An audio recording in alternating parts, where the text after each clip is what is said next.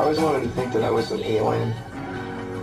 I used to think when I was young that I was adopted by my mother because they found me and a spaceship let me off. I was from a different planet. I wanted to be from a different planet really bad. And every night I used to talk to my real parents and my real family in the skies. I knew that there were thousands of other alien babies dropped off.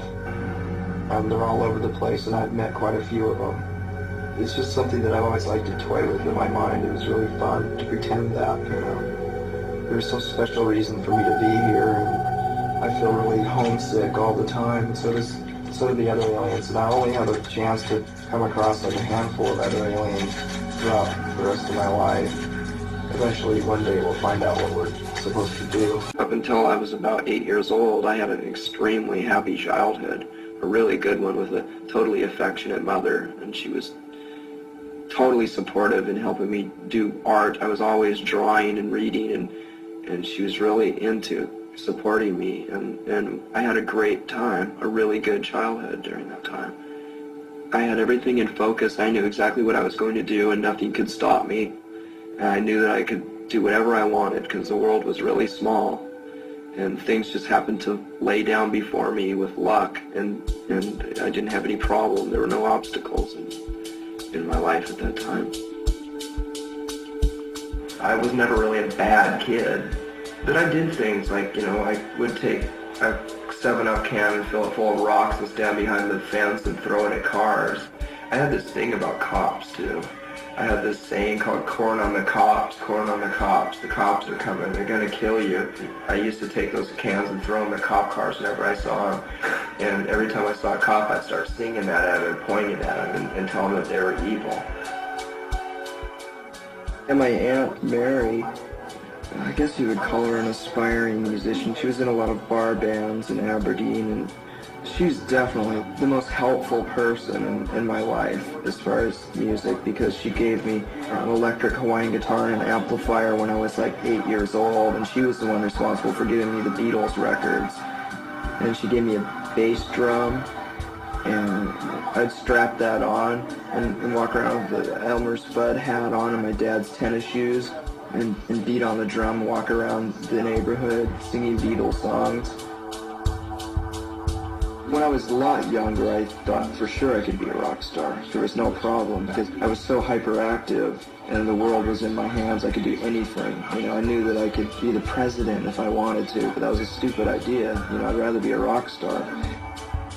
I didn't understand my environment, what was lying ahead, what kind of alienation I would feel when I was a teenager, because I thought of Aberdeen as like any other city in America. I thought they were all the same, you know, everyone just got along and there wasn't nearly as much violence as there actually was, and it would be really easy. And I thought the United States was about as big as my backyard, you know, so it would be no problem to drive all over the place and play in a rock band and be on the cover of magazines and stuff. So I had the conditioning at an early stage, but then when I started, you know, becoming this manic depressive at 9 years old, I didn't look at it that way.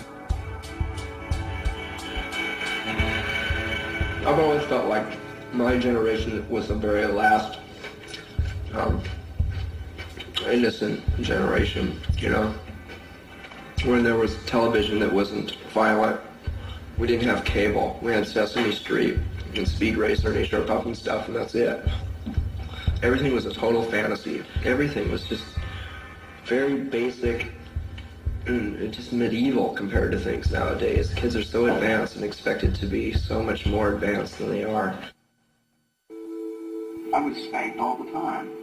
My dad would, in my social situations when we're at restaurants or something, if I had spilled a glass of water or something, he'd get me in a headlock and dig his knuckles into my head or smack me in the face.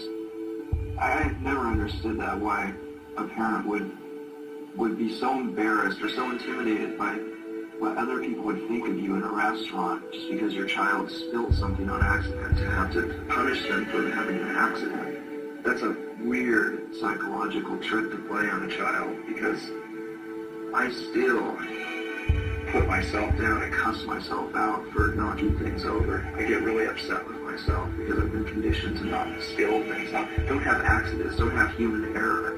Everything's supposed to be perfect at all times, you know. Fuck him for that.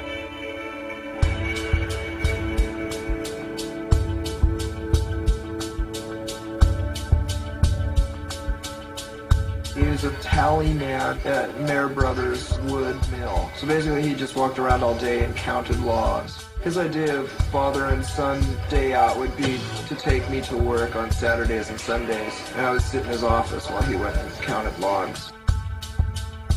It was like a quite exciting weekend. I drew pictures and made prank phone calls. And then I would go out into the warehouse where they stacked 2x4s, you know, really high up into the air, and I would pretend I was being chased or chasing robbers and cops, and pretend to be Superman or any other superhero. That was about as exciting as it got. There's no one but myself to blame. Then I would take a nap in the van and listen to Queen, News of the World on 8-track over and over again and drain the battery on the van. Then we'd be stuck. That happened a few times. We'd get stuck after work with a dead battery because I listened to Queen too much. I've never felt like I've really had a father, you know? I've never had a father figure who I could share things with, and it's hard to remember anything up until I was 7 years old, and that was the time that I was actually living with him, and he was my dad, and I had a mother and father, and after that I lived with him for a short time, and then he got married, and after that I was, you know, like one of the last things of importance on his list.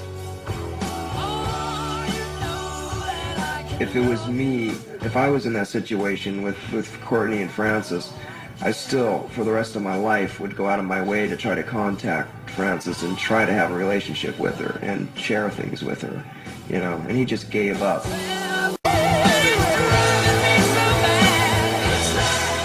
I just want him to know that I don't have anything against him anymore, but I just don't want to talk to him because I don't have anything to share with him, you know.